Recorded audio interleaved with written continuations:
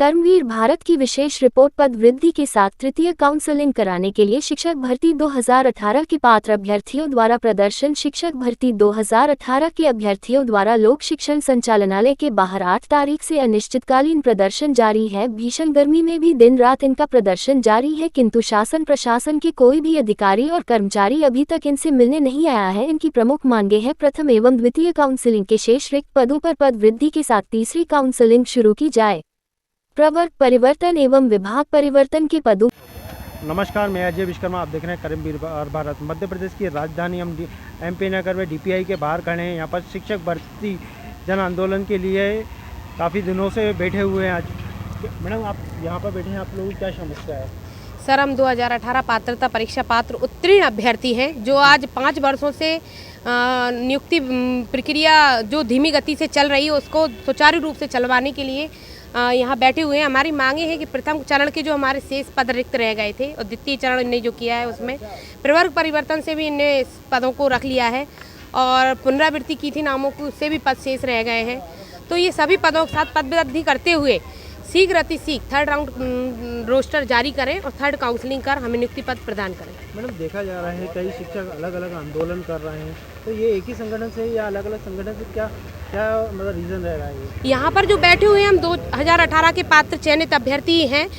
10 वर्षों में जो भर्ती आई थी 11 के बाद 8 में, तो हमने 8 वर्ष वेट किया। फिर 2018 में इन्हें जो रोस्टर जारी किया उसको रोस्टर की संख्या पदों की देखकर ही हमने पद भरे, फॉर्म भरा था। उसके बाद जो इनने नियुक्ति दी है 8,500 पदों पर दी हैं, बाकी के पद इनने शेष बचा लिए और ये कह रहे हैं कि पद हमने विलोपित कर दिए। पद विलोपित कैसे हो सकते हैं? जब अभ्यर्थी उपलब्ध है, पद भी उपलब्ध है, तो आप इनसे भरिए ना। जब तक 2018 का एक एक पद नहीं भर जाता तो आप 2023 का नोटिफिकेशन कैसे जारी कर दिया आपने? पहले 2018 की भर्ती पूर्ण होनी चाहिए थी। अभी तक कहाँ आवेदन दे चुके हैं? हम हर जगह आवेदन दे चुके हैं, CM से लेके हर मंत्री नेता के पास आवेदन ज्ञापन दे चुके हैं।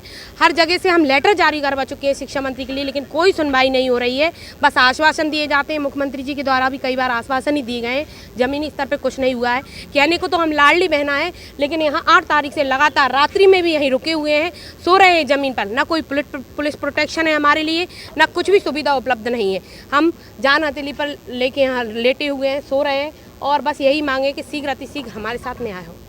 मैडम, इतने दिन से धरने पर बैठे हो, अभी तक कितने ज्ञापन दे चुके हैं? क्या लगता है आपको जितने भी ज्ञापन दिए हैं अभी कचरे के डब्बे में जाके गिर चुके हैं? अब पता नहीं है, कचरे के डिब्बे में डाल देते हैं, कहाँ कर देते हैं, पढ़ते हैं अथवा नहीं पढ़ते। लेकिन अगर पढ़ते होते तो आज तक हमारे साथ न्याय हो चुका होता। तो क्या लगता है आपको सरकार आपकी मांगे पूरी क्यों नहीं करेगी? चुनावी वर्ष है, मांगे इनको सुननी होगी। और हमारे पद पहले से स्वीकृत हैं, हम अलग से कुछ नहीं मांग रहे हैं। ये इनके पास पहले से ही पद हमारे स्वीकृत है, हम उन्हीं पदों की मांग कर रहे हैं।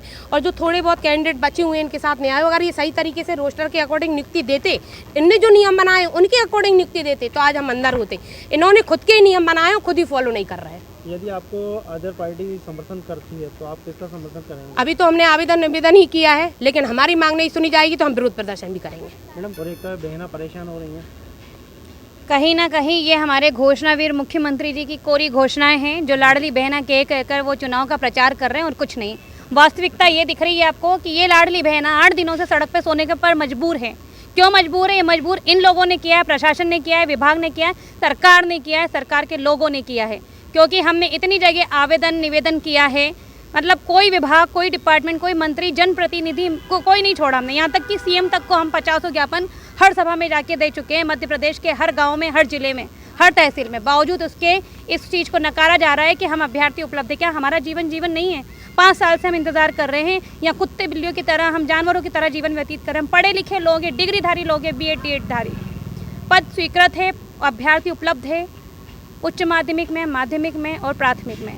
सभी के साथ न्याय करें, चाहे अब वो किसी भी वर्ग का व्यक्ति हो, उसके साथ न्याय करें। हमारा भविष्य दांव पे लगाए, हमारा जीवन दांव पे लगाया। हमारे पास खोने को कुछ नहीं है, सब कुछ त्याग कर हम घर परिवार बच्चे सबको छोड़ के हम यहाँ बैठे हैं। किस लिए? आखिर एक नौकरी के लिए, रोजगार देने की बात करती है सरकार। रोज युवाओं के लिए वार्तालाप होते हैं। आज युवाओं के लिए मीटिंग का आयोजन किया गया है वल्लभ भवन में, और ये युवा यहाँ धूल खा रहा है। प्रतिभा की कोई कद्र नहीं है भारत में, इसीलिए भारत की जो प्रतिभा है विदेशों में चली जाती है। मैडम, कल भी एक शिक्षकों का धरना था, सरकार ने उनकी केवल आश्वासन दिया, एक लॉलीपॉप दी। तो क्या लगता है आपकी मांगों को लेके सरकार आपकी मांगें पूरी करेंगी या लॉलीपॉप ही देंगी? मुश्किलें मांगे पूरी करे, लॉलीपॉप देगी, लेकिन हमें इस लॉलीपॉप को खाकर रहना है, अर्थात नियुक्ति लेकर रहना है। चाहे जो हो जाए, हमें जिसका भी सहारा लेना पड़े हम वो सहारा लेंगे। अंतिम समय है, चुनावी समय में अगर वो अपनी सरकार लेकर आ सकते हैं, कांग्रेस की सरकार गिरा के 11 महीने के बाद तख्ता पलट करके खुद सिंहासन पर बैठ सकते हैं, तो हम उन्हीं के भांजे भांजी हैं, उन्हीं की लाडली बहनें हैं, उन्हीं से सीखा है हमने कि हमें नौकरी लेनी है और वो हमें देकर रहेंगे, चाहे वो जैसे भी दें। बीजेपी के प्रतिनिधि मंडल के पास भी गए, यादव मंडल, भाजपा, कांग्रेस जैसे उन लोगों के पास भी गए? बिल्कुल सर, हम बीजेपी के प्रदेश अध्यक्ष से लेके उनके जो भी छोटे मोटे जनप्रतिनिधि वहाँ तक पहुँचे हैं, कांग्रेस के पूर्व मुख्यमंत्री से लेके तो उनके जनप्रतिनिधि तक सब तक पहुँचे हैं और कई बार मुलाकातें कर चुके हैं। वर्तमान के मुख्यमंत्री से लेके पूर्व मुख्यमंत्री तक हमने किसी को नहीं छोड़ा है।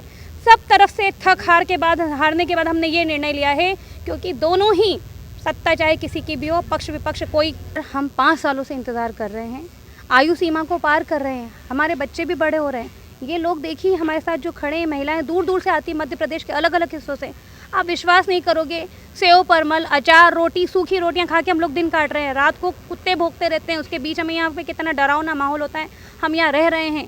परंतु मामा जी को आज भी अपनी लाडली बहनों की करुण पुकार सुनाई नहीं दे रही है, जो रात दिन पुकार रही है। ट्विटर पे एक दिन का वीडियो हम डेली डाल रहे हैं, लेकिन अगर उन्होंने समय रहते हमारी मांगों को नहीं सुना तो हो सकता है जो कर्नाटक में हुआ वो मध्य प्रदेश में हो जाए, नाटक मध्य प्रदेश में भी हो जाए। बिल्कुल, समय रहते उन्हें जाग जाना चाहिए। हम सभी 2018 के पात्र अभ्यर्थियों के साथ न्याय करते हुए समस्त रिक्त पदों पर नियुक्ति आदेश जारी करें। आपने आसपास के थाने में आवेदन वगैरह दिया है प्रोटेक्शन के लिए?